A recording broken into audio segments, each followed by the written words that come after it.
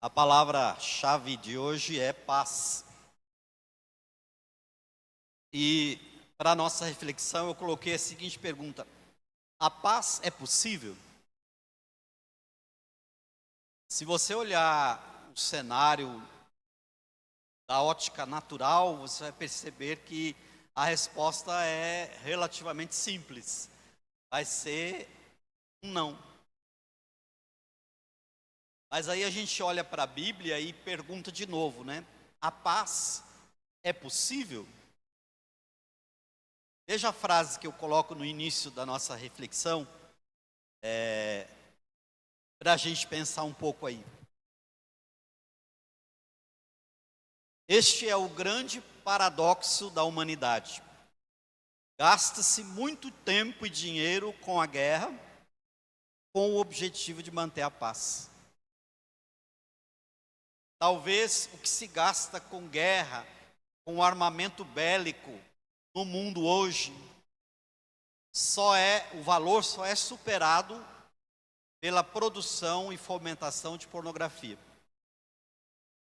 São trilhões de dólares anualmente falando.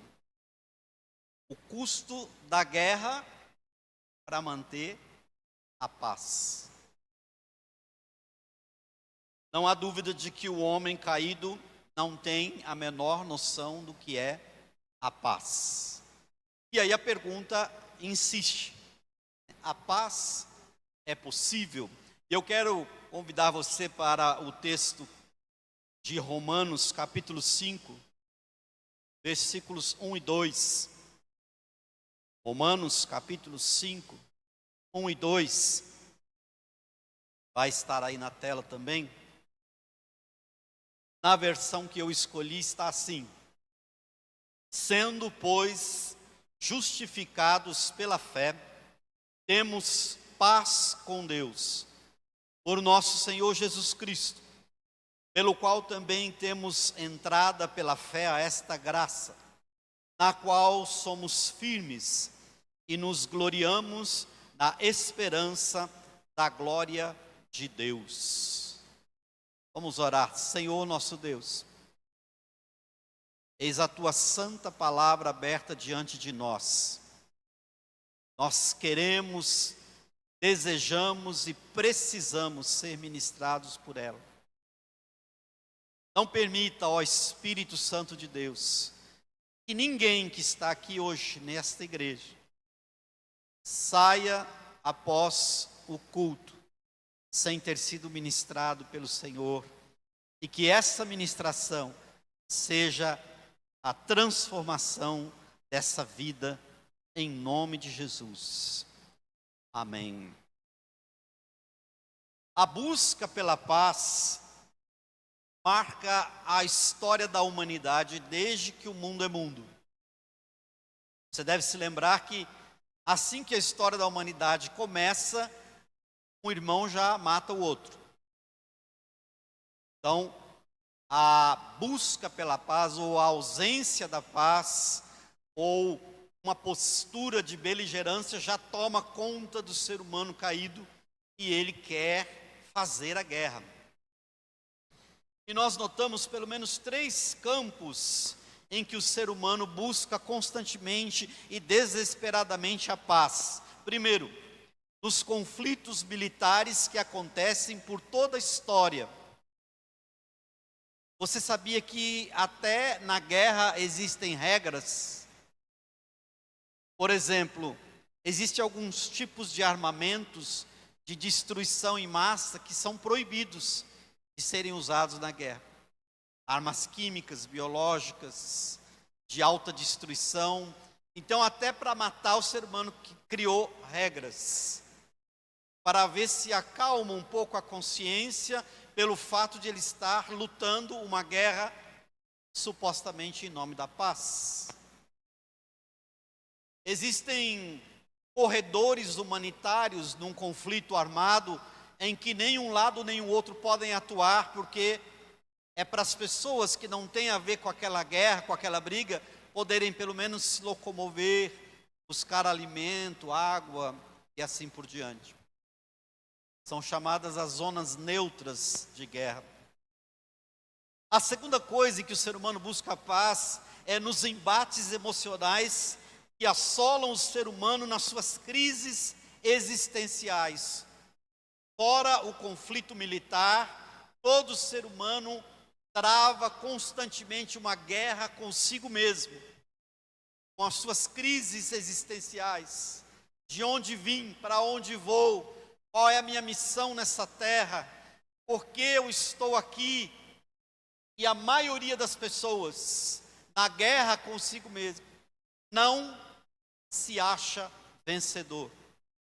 Basta ver a grande quantidade de remédios para equilíbrio emocional que é comercializado anualmente, os consultórios dos terapeutas e as pessoas numa exaustão emocional constante, porque essa guerra ela não se vence na esfera natural.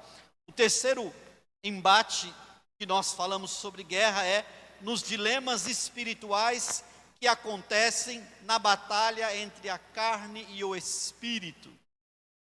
Um ser humano caído pelo pecado, lutando consigo mesmo e contra as forças espirituais da maldade, para de alguma forma se reconectar com o Criador.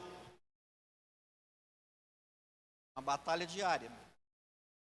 E é nesse terceiro elemento que esse versículo que nós lemos está situado.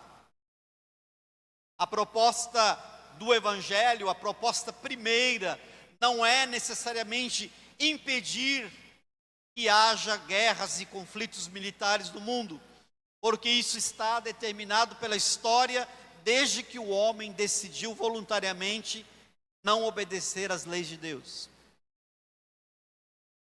O que esse texto está dizendo quando ele fala sobre paz com Deus, também não está em primeiro plano relacionado com crises existenciais, porque o homem só se encontra consigo mesmo quando ele se encontra com Deus.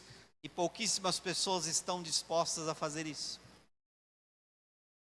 Mas quando o texto fala a respeito de paz com Deus, significa que todo ser humano, por conta do pecado, tornou-se um ser em animosidade constante contra o Criador.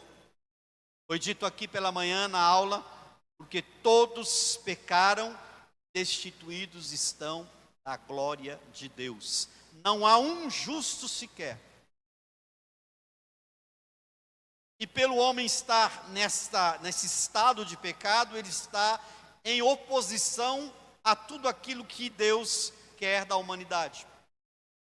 Ele está em oposição aos princípios da palavra de Deus. Está em oposição àquilo que é o mandamento e a vontade de Deus para a minha vida e para a sua vida. Por isso nós precisamos dessa paz com Deus. E é sobre isso que eu queria falar nessa manhã, porque existem 4 elementos importantes a respeito dessa paz com Deus. E quando nós tomamos ciência desses elementos, nós vamos com certeza experimentar em todas as suas dimensões a paz de Deus em nossas vidas. Então vamos para o primeiro. O método da paz com Deus é a justificação. O texto diz: justificados pela fé, temos paz com Deus. Então o método, a metodologia que o próprio Deus estabeleceu para resgatar essa paz em cada um de nós, chama-se justificação. A justificação é uma das doutrinas centrais do cristianismo. Você não pode dizer que é um cristão e dizer ao mesmo tempo que desconhece a doutrina da justificação.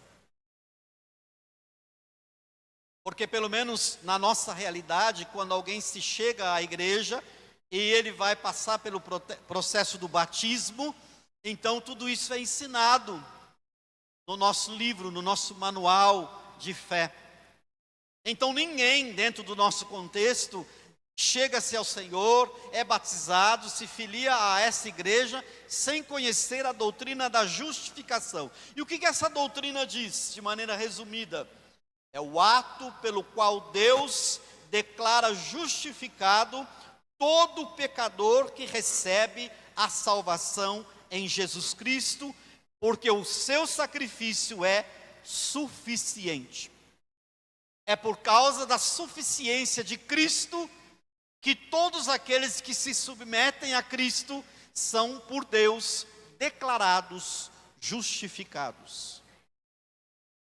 A justificação é um ato declaratório de Deus, diferente da santificação, que é um processo que acontece durante o curso da nossa vida.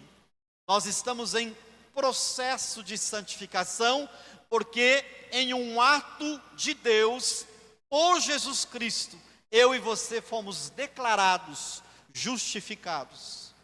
É a isso que a palavra de Deus diz: justificados pela fé, temos paz com Deus.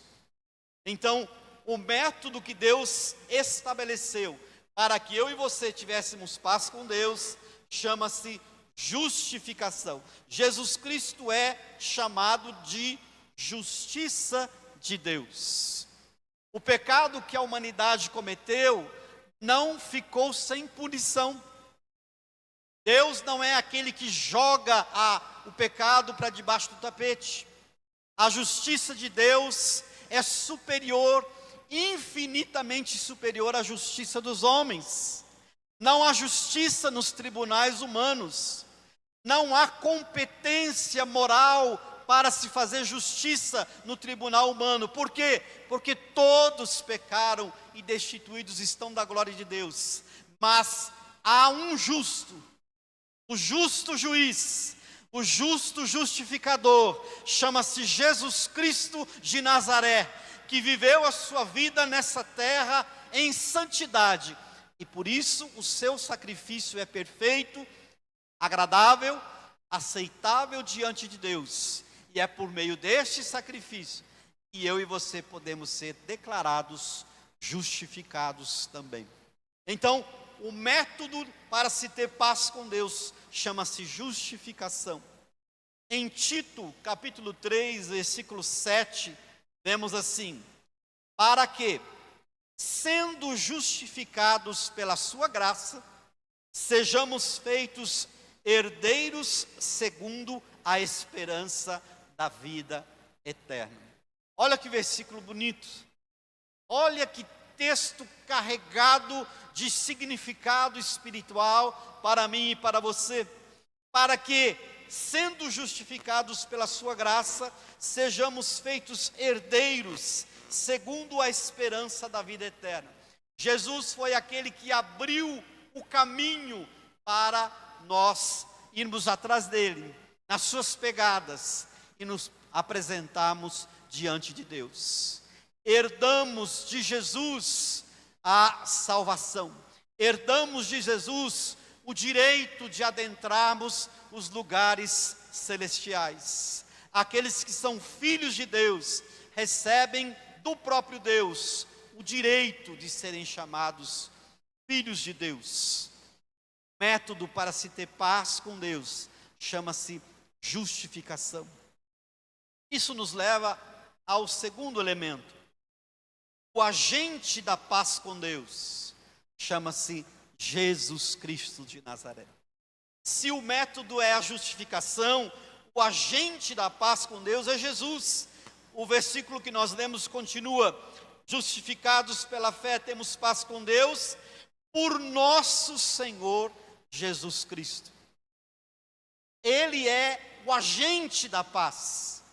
Não existe possibilidade de se encontrar paz com Deus sem passar por Jesus Cristo. Por isso ele diz: eu sou o caminho, a verdade e a vida. Ninguém vem ao Pai senão por mim. Jesus se tornou o agente da paz com Deus. A paz com Deus só é possível porque o sacrifício de Cristo nos reconcilia com Ele. Por isso que o profeta Isaías, numa das nomenclaturas que ele dá para o próprio Messias que viria, ele diz: ele será chamado, dentre outras coisas, o príncipe da paz. O que tem a autoridade de estabelecer a paz. O que tem o poder de trazer toda a humanidade em reconciliação com Deus, para que haja paz neste relacionamento que estava quebrado pelo pecado. O agente da paz com Deus é Jesus Cristo de Nazaré. Em Efésios capítulo 2, verso 14, nós lemos assim: porque Ele é a nossa paz, falando de Jesus, o qual de ambos os povos fez um, e derrubando a parede de separação que estava no meio, em seu próprio corpo, desfez a inimizade. Aqui o apóstolo Paulo está trazendo várias figuras de linguagem que eram muito conhecidas no tempo em que ele disse essas palavras, mas que precisam ser entendidas ainda hoje. Jesus é a nossa paz, porque de ambos os povos ele fez um. Isso pode ser entendido de duas formas. Os judeus eram os herdeiros da promessa. Os judeus receberam a palavra, os mandamentos. Os judeus tinham o sacerdócio.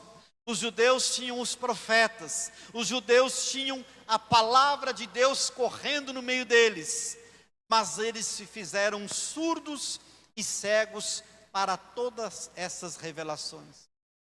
Então veio o Evangelho, e o Senhor começa a sinalizar que esse Evangelho também viria, além dos judeus, viria para os gentios, os não-judeus, os outros povos, os estrangeiros. Por isso o texto diz que Jesus, que é a nossa paz, de ambos os povos fez um só. O apóstolo Paulo vai dizer em outro lugar que em Cristo não há grego e nem judeu, nem gentio e nem judeu, nem escravo nem livre, nem homem nem mulher, porque todos somos um em Cristo. Ora, se o pecado encerrou toda a humanidade, o pecado de um homem, toda a humanidade, a justiça de um só pode fazer com que todos nós também sejamos reconectados com Deus pela paz que Ele nos planejou. Então, de ambos os povos, Ele fez um só. E agora Ele começa a dizer: e derrubando a parede de separação que estava no meio. Isso pode ter a ver com a parede que existia no templo, que separava os judeus dos gentios. No templo dos judeus, havia um lugar reservado somente para os judeus. E uma parede era colocada para separar um outro ambiente, que era chamado o pátio dos gentios. Os gentios não eram proibidos de assistir às cerimônias judaicas. Os gentios não eram proibidos de se achegar ao templo, mas eles só podiam ficar no pátio dos gentios. Eles não podiam entrar no lugar onde os judeus estavam. E Deus olhou para aquilo e falou: isso não está certo. Precisamos derrubar essa parede de separação, porque em Cristo todos nós somos um, porque Ele é a nossa paz. E agora não há diferença entre judeus e gentios, por Jesus Cristo, o nosso Senhor e Salvador, porque Ele é o agente da paz com Deus, a paz de Deus, que excede todo o entendimento e que guarda os nossos corações em Cristo Jesus. Ela é liberada, derramada, ministrada a todas as pessoas que quiserem, de qualquer tribo, língua, raça e nação, como está determinado lá em Apocalipse. O agente da paz é Jesus. Só Ele pode fazer com que nós tenhamos paz com Deus. Mas essa parede de separação também pode representar uma coisa que separava inclusive os judeus do próprio Deus, que era o véu que separava o lugar santo do santíssimo, um lugar onde era proibido pessoas comuns adentrarem. Somente o sumo sacerdote em exercício, uma vez por ano, entrava naquele lugar para oferecer sacrifícios pelas pessoas que estavam ali. E quando Jesus morreu, o que aconteceu com este véu do templo? Rasgou-se de alto a baixo.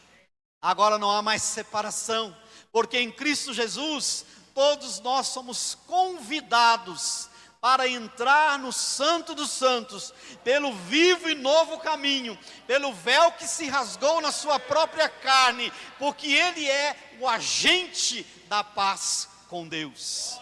Em Cristo nós podemos ter paz com Deus. Todas as pessoas precisam da salvação que há em Jesus Cristo. Isso nos leva ao terceiro elemento, o benefício da paz com Deus. Chama-se graça. O verso continua dizendo: pelo qual também temos entrada pela fé a esta graça. Todos os que são salvos vivem debaixo da graça. Aliás, este favor que nós não merecemos, que se chama graça de Deus, é o que dá embasamento à salvação. Não é isso que diz a palavra de Deus? Pela graça somos salvos por meio da fé. Isso não vem de nós, é dom de Deus, não vem das obras para que ninguém se glorie. Então, é o embasamento da salvação, é a graça. Mas embora essa graça seja oferecida a todas as pessoas, só se beneficia dela os que creem em Cristo Jesus. A Bíblia diz que a graça foi manifestada a todas as pessoas.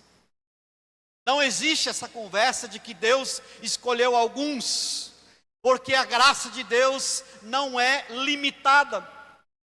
A graça, o dom e a manifestação de Deus não são oferecidos por medida.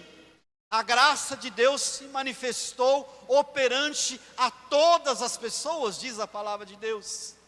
Mas só se beneficia da graça os que por ela creem em Cristo Jesus. Por isso o benefício da paz com Deus é a graça. Quando nós entregamos a nossa vida ao Senhor Jesus, passamos a viver debaixo da graça. A graça é aquilo que nos torna presentes diante de Deus para viver nesse mundo, nos beneficiando de todas as suas bênçãos. As pessoas que andam em desobediência vão andar segundo a misericórdia. As pessoas que andam debaixo da obediência vão andar também debaixo da graça. É a escolha que nós temos. Ou você escolhe a misericórdia, ou você escolhe a graça. Porque Deus escolhe a quem Ele vai exercer misericórdia, mas a sua graça é oferecida a todas as pessoas. Por isso, o benefício da paz com Deus é a graça.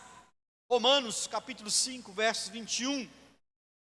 Portanto, assim como o pecado reinou sobre todos e os levou à morte, agora reina a graça, que nos declara justos diante de Deus e resulta na vida eterna por meio de Jesus Cristo, o nosso Senhor. Ora, se o benefício da paz com Deus é a graça, para que serve a graça? Paulo está respondendo nesse versículo. O pecado reinou sobre todos e levou todos à morte. Agora reina a graça, que nos declara justos diante de Deus. E qual é o resultado que isso traz? Resulta na vida eterna por meio de Jesus Cristo, o nosso Senhor. A graça não é para que nós vivamos nesse mundo de forma tranquila e sossegada. A graça não é para que eu e você venha a ter um sentimento de superioridade sobre quem quer que seja. A graça não existe para que você transite pelo mundo espiritual fazendo as coisas do seu jeito, da sua cabeça. Isso é graça barata, isso é teologia do inferno, isso está sendo pregado, mas é mentira de Satanás. A graça precisa nos projetar para a vida eterna, e isso nos amarra a Jesus Cristo, aos seus princípios, aquilo que Ele pagou na cruz do Calvário, pela minha vida e pela sua vida. Então o benefício da paz com Deus é a graça, é viver sobre a vontade de Deus, sobre os princípios que Ele estabeleceu para mim e para você, é ser um cidadão do céu, embora vivendo aqui na terra, é viver os princípios espirituais, vivendo num mundo material, é ser um homem e uma mulher espiritual, embora sendo também homens e mulheres naturais, nos nossos relacionamentos, nos nossos contratos, nas nossas ideologias, no nosso tipo de pensamento, naquilo que falamos, naquilo que testemunhamos. Precisamos estar com o nosso pensamento além dessa realidade natural, mas pensando nas coisas que são do alto, porque tudo aquilo que é terreno é animal e é diabólico, diz a palavra de Deus. Por isso devemos pensar nas coisas que são do alto, para além dessa realidade minúscula que nós enfrentamos todos os dias. Nós precisamos experimentar os benefícios que a paz com Deus nos traz, que é vivermos a realidade da graça, este favor com que Deus nos presenteia, sem nós termos qualquer merecimento. Isso nos leva ao quarto elemento da paz com Deus. O resultado da paz com Deus é a esperança. O verso continua dizendo: e nos gloriamos na esperança da glória de Deus. O apóstolo Paulo era muito habilidoso com as palavras, e ele faz trocadilhos, não simplesmente pela vontade, pelo gosto de fazer trocadilhos, não simplesmente pela estilística da língua, não simplesmente pela beleza estética das palavras, mas para trazer entendimento pedagógico. Ele diz: nos gloriamos na esperança da glória, que é de Deus. A esperança do crente em Cristo é diferente das outras categorias de esperança. Quantas coisas você pode se lembrar na sua vida que você esperou, mas que não aconteceu? Você esperou uma promoção, você esperou um presente, você esperou um reconhecimento, você esperou uma ajuda, mas muitas vezes essas coisas não aconteceram. Não é dessa esperança que o texto está dizendo. O texto está dizendo de uma categoria de esperança que você tem certeza que vai acontecer. Você só está aguardando o momento em que ela vai acontecer. É essa esperança que a paz com Deus nos traz. Esse é o resultado da paz com Deus. E nos gloriamos na esperança da glória de Deus. A glória de Deus refere-se à restauração final do crente à perfeita comunhão com Deus. É a visão do Apocalipse, é a profecia da palavra do Senhor, é o céu que nos aguarda, é a vida eterna com Cristo, é o nosso lugar lá no céu, juntamente com o Senhor, com seus anjos, vivendo a plenitude da salvação por toda a eternidade. É essa esperança que guarda o nosso coração. A esperança é o resultado da paz com Deus. É algo que o crente espera, mas que ele tem certeza que vai acontecer. Ele só está aguardando o momento em que vai acontecer. E nós temos visto muitos sinais de que isso vai acontecer. Muitas coisas estão acontecendo hoje na história do mundo. E aquele que sabe fazer a leitura correta, aquele que tem ouvidos, ouça o que o Espírito diz às igrejas. Acho que eu já falei aqui. Se você estiver na Inglaterra, a Inglaterra que gerou os maiores avivalistas dos séculos 18 e 19, a Inglaterra que fomentou com pessoas toda a base do cristianismo nos Estados Unidos, quando eles foram expulsos e perseguidos da Inglaterra, foram para os Estados Unidos. A Inglaterra, que foi berço do envio de missionários para todas as partes do mundo. Hoje, se você for pego orando silenciosamente na frente de uma clínica de aborto, você vai preso. Eu não estou dizendo no Sudeste Asiático, não estou falando no Oriente Médio, estou falando na Inglaterra. E em muitos outros lugares do mundo que experimentavam total liberdade, não se pode mais pregar nas ruas, não se pode mais mencionar o cristianismo nas escolas. O cerco está se fechando e vem de onde menos se espera. Então, quem sabe ler os sinais, como diz aquele hino antigo, os sinais de sua vinda mais se mostram cada vez, vai se encher de esperança, porque tem paz com Deus, porque ele sabe que essa esperança está ancorada na alma, como diz a carta aos Hebreus, que Cristo voltará para buscar a sua noiva, que o fim está próximo, que Deus virá buscar a sua igreja, que Ele virá dar um fim a essa história de rebelião do homem contra Deus. Mas todos aqueles que estão firmes nessa esperança, todos aqueles que já têm paz com Deus, irão ser recebidos por Jesus Cristo, que é o agente da paz com Deus. E todos eles vão ouvir: vinde benditos de meu Pai, possuir por herança o reino que está preparado desde a fundação do mundo. E aí se confirmará a minha e a sua esperança. A esperança que é o resultado de termos paz com Deus. Ter paz com Deus não significa ausência de problemas, porque o próprio Cristo diz: no mundo tereis aflições. Ter paz com Deus não significa que você não terá embates diários de todos os tipos. Ter paz com Deus significa ter o coração guardado na esperança de saber que o nosso resgatador, o Senhor Jesus Cristo, nos reconciliou com o Pai, e por isso nós temos paz com Ele. Nós podemos chegar diante da sua presença santa e nos derramar e sermos recebidos como filhos amados, porque esta é a esperança que a paz com Deus nos traz. E de sabermos que quando isso acontecer, estaremos prontos.